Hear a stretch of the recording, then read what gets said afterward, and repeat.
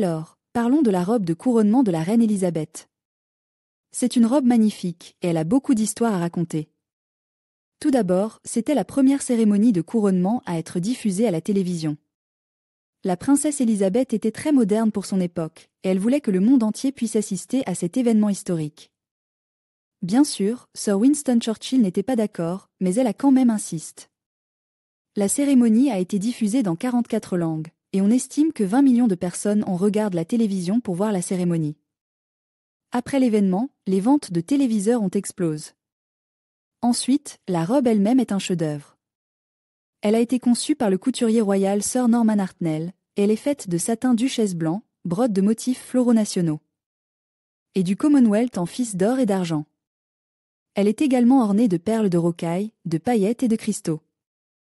Mais il y a un petit detail secret que la reine ne connaissait pas. Hartnell a ajouté un trèfle à 4 feuilles sur le côté gauche de la jupe. Il était parfaitement place pour que la main de la reine repose dessus pendant la cérémonie. C'est une petite touche de chance pour la nouvelle reine. Il y a aussi quelques anecdotes amusantes sur la cérémonie de couronnement. Il y avait une pénurie de cochers professionnels pour transporter les dignitaires à l'abbaye de Westminster en calèche, alors des hommes d'affaires millionnaires et des propriétaires terriens ont proposé leurs services. Beaucoup d'entre eux se sont déguisés en domestiques pour aider à conduire les gens à la cérémonie. Et pour que la diffusion soit disponible le jour même, des avions bombardiers de la Royal Air Force appelés Canberra en transportent. Des images filmées à travers l'Atlantique afin que la Canadian Broadcasting Corporation puisse les diffuser. C'était le premier vol transatlantique sans escale entre le Royaume-Uni et le Canada, et il a atterri au Labrador. Enfin, il y a la romance. Le prince Philippe a été le premier à rendre hommage à la reine après l'archevêque de Canterbury. Après avoir été élevé sur son trône, son mari a dit « Je, Philippe, deviens ton homme lige de vie et de membres, et d'adoration terrestre.